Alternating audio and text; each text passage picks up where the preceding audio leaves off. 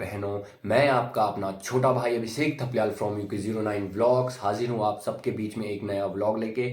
और जैसे कि आपने इस व्लॉग का टाइटल तो देख ही लिया होगा, तो आज मैं बात करने जा रहा हूँ हाल ही में हुए छतरपुर में सरदा मर्डर केस की, जिसने हर व्यक्ति के दिल को दहला दिया है और राजधानी में सनसनी मचा रखी है।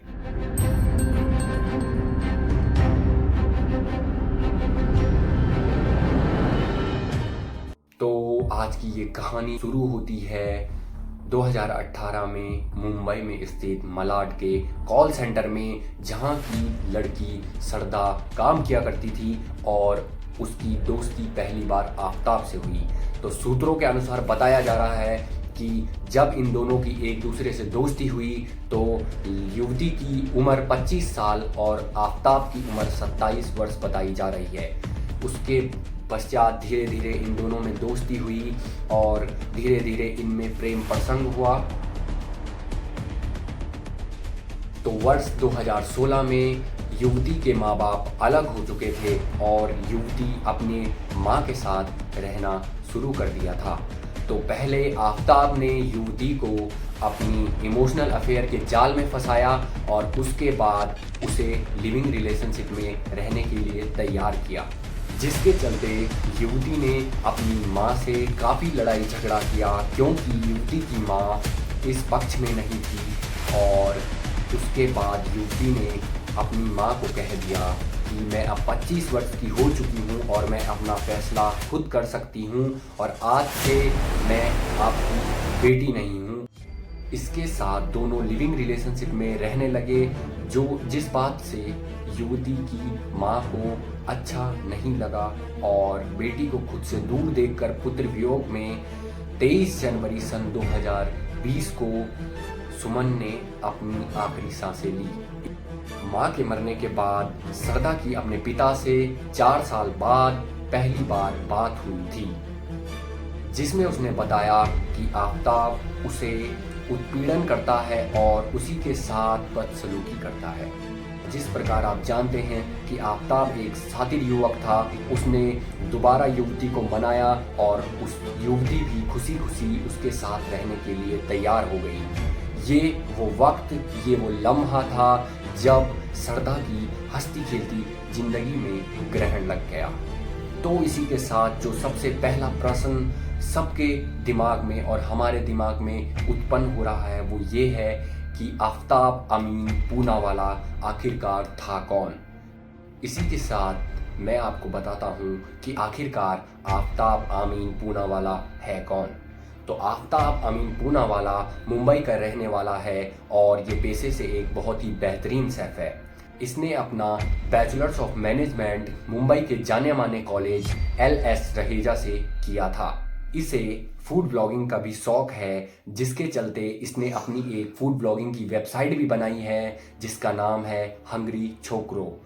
पुलिस से पूछताछ में हमें पता चला है कि सरदा और आफताब जो कि लिविंग रिलेशनशिप में रह रहे थे, जो कि पहले मुंबई में रह रहे थे, वो 8 मई 2022 को मुंबई से दिल्ली आए थे और पहली बार उन्होंने पहाड़गंज में एक होटल में स्टे किया था। उसी के साथ बढ़ते वक्त के साथ उन्होंने गूगल मैप की हेल्प से लोकेशन ढूंढी और छतरपुर में एक फ्लैट लिया, जिसमें वो दोनों साथ साथ लिविंग में रहने लग गए। और यहाँ छतरपुर में आने के 10 दिन बाद ही आफताब ने सरदा की गला घोंटकर हत्या कर दी। अब वो लाश को कैसे ठिकाने लगाता और कैसे उसे बाहर लेके जाता, ये एक बड़ा सवाल आफताब के सामने आ चुका था।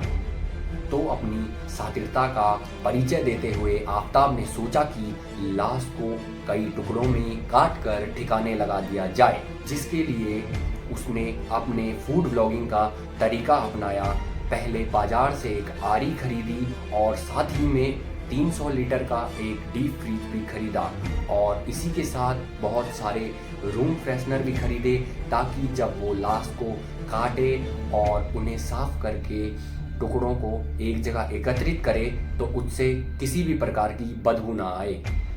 ये सब चीज़ें ला करके उसने लाश को बाथरूम में ले जा करके दर्जनों टुकड़ों में काटा और उसके बाद उन्हें छोटी छोटी प्लास्टिक की पॉलिथीनों में पैक करके अलग अलग डीप फ्रीजर में रख दिया। और इसी के साथ रूम फ्रेशनर का छिड़काव बार बार कमरे में किया करता था ताकि उन लाश के टुकड़ों से बदबू ना आए। उसने 18 दिन तक यानी 5 जून तक सरदा की लाश को 35 टुकड़ों में काट कर ठिकाने लगाया। इसी के साथ आफताब ने पुलिस की पूछताछ में ये बताया कि वो इन सब टुकड़ों को रात को बैग में डालकर महरौली और उसके आसपास अलग अलग जंगलों की जगहों पे रात को इन टुकड़ों को फेंक के आता था। साथ ही उसने बताया कि जब वो लाश को फ्रिज में रखता था तो उसके बाद उसने जोमेटो से खाना मंगाना शुरू किया और उसके जो फूड बॉक्सेस होते हैं उनमें उन लाश के टुकड़ों को प्रतिदिन एक एक टुकड़े को रात को महरौली और उसके आजू बाजू के इलाकों में और जंगल के इलाकों में फेंकना शुरू कर दिया। सबके बीच पिता की सरदा से कोई भी बातचीत नहीं हो रही थी, ना ही उसका किसी को सोशल मीडिया के जरिए अपडेट मिल रहा था। इन्हीं सोशल मीडिया अपडेट से पिता अपनी बेटी की खबर लिया करते थे और जब ये खबरें उन्हें नहीं मिली तो उन्होंने अपने बेटे को कॉल किया और उससे पूछा कि क्या तुम्हारी सरदा से कोई बात हुई है। तो उनके बेटे का जवाब आया कि नहीं, मेरी कोई बात नहीं हुई है।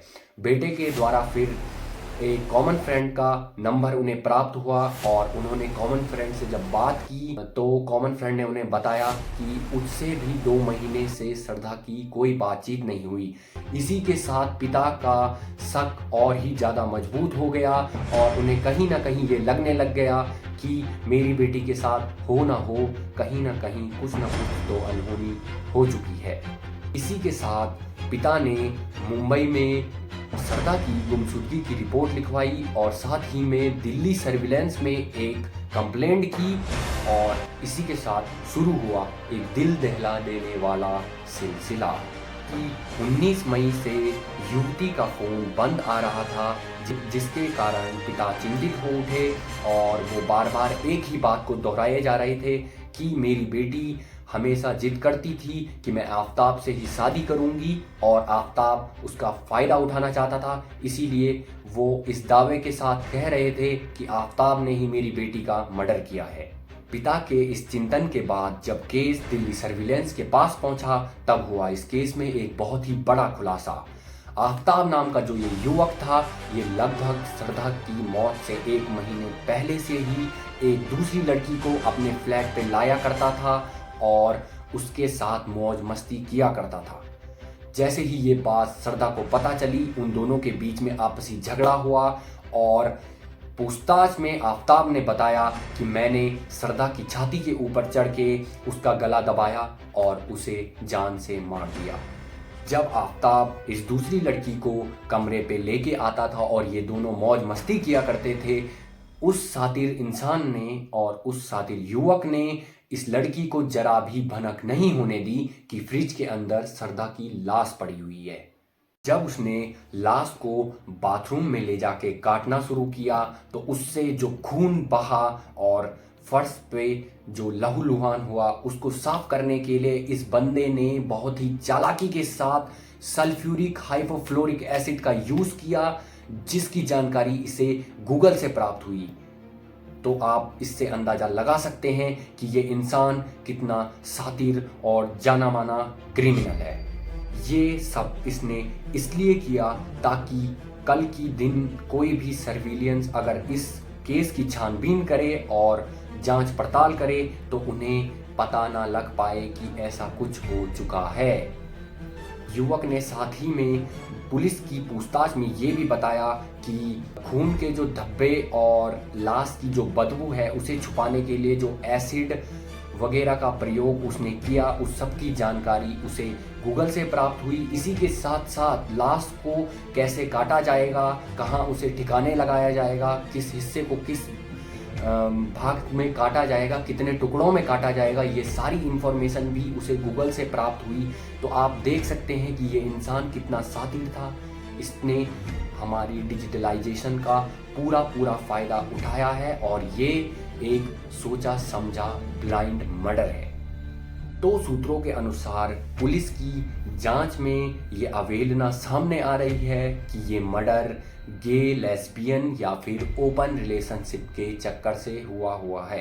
इसी के साथ दिल्ली पुलिस ने सरदा का हत्याकांड सुलझाते हुए आरोपी के साथ दिल्ली पुलिस ने ये बयान दिया है कि आफताब ने अपना जुर्म कबूल लिया है। अब ये देखना बाकी है कि ये इंसान जिस शातिरता से इसने ये मर्डर प्लान किया था, क्या ये इंसान उसी शातिरता से कोर्ट में अपना बयान बदल देगा या फिर अपने बयान पे अडिग रहेगा।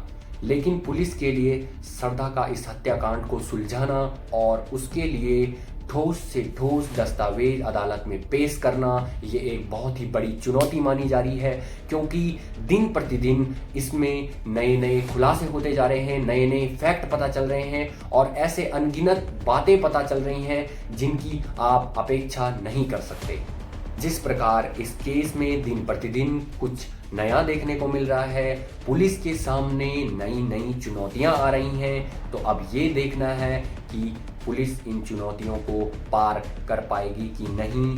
क्या हमारी एक बहन, एक बेटी, एक दोस्त को इंसाफ मिलेगा या नहीं, या फिर से ये बात ऐसी ही पन्नों में ठंडी हो जाएगी और अदालत की रद्दी बन के ये केस बंद हो जाएगा। मैं इस वीडियो को देखने वाले हर उस व्यक्ति से ये गुजारिश करना चाहता हूँ कि अपनी ज़िंदगी के कीमती 5 मिनट निकालिए और एक N2 वेबसाइट और फॉर्म बनाइए जिसमें हम सारे लोग मिलके एकजुट होके ये कोशिश करते हैं और ये प्रयास करते हैं कि हम अपनी आवाज़ को उठाएं। और इस बहन को, सिर्फ एक बहन की बात नहीं है, आज ये एक बहन की बात है, एक बेटी की बात है, एक दोस्त की बात है जो कि किसी और की हो सकती है, लेकिन कल के दिन पे ये हमारी बहनों के साथ, हमारी बेटियों के साथ, हमारी माताओं के साथ, हमारे दोस्तों के साथ भी हो सकता है। तो इसके लिए हमें अभी से सावधान और सतर्क रहना पड़ेगा। और मैं सबसे ये गुजारिश करता हूँ कि जितना हो सके इस वीडियो को ज़्यादा से ज़्यादा फैलाओ और लोगों को जागरूक करो ताकि हम सब एकजुट हो जाएं। ये टाइम है, ये टाइम ऐसा नहीं है कि हम एक दूसरे की वीडियो को देख के उस पर कमेंट करें, या फिर ये वीडियो मैं इस पर्पज से नहीं बना रहा हूँ कि आप इस वीडियो को देखें और मुझे इससे कुछ प्रॉफिट होगा, कि मुझे इससे कुछ लॉस होगा। मैं सिर्फ ये चाहता हूँ कि हम सब एक बार एकजुट हो जाएं।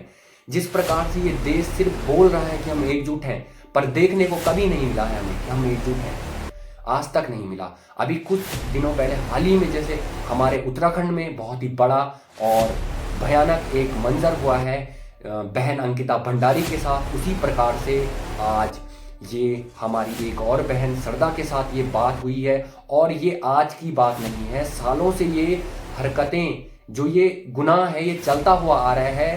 देश के लोग सिर्फ तब तक आवाज़ उठाते हैं जब तक न्यूज़ रिपोर्टर उस बात को न्यूज़ में बता रहे हैं, उसके बाद वो केस फाइल में रद्दी बन के कहीं कोने में दब जाता है। तो मैं सबसे गुजारिश करना चाहता हूँ कि सब लोगों को एकजुट आना है और आफताब, आमीन, पूनावाला को फांसी की सज़ा सुनानी पड़ी सरकार को। ऐसा मजबूर करना है हमें सरकार को एकजुट होके, ताकि हमारी बहन को इंसाफ मिले और जो बाकी हमारी बहनें हैं वो आगे सेफ रहें। और जो इंसान भी, मतलब जिनके दिमाग में ऐसे गंदे थॉट्स चल रहे हैं कल की डेट पे, फ्यूचर में, वो पहले से सतर्क हो जाएं और उन्हें थोड़ा भय भी रहे सरकार का कि हमारे साथ भी, मतलब स्ट्रिक्ट से स्ट्रिक्ट एक्शन लिया जा सकता है कि अगर वो किसी की ज़िंदगी बर्बाद करते हैं। तो इसी के साथ मैं आपसे अब अलविदा चाहूँगा।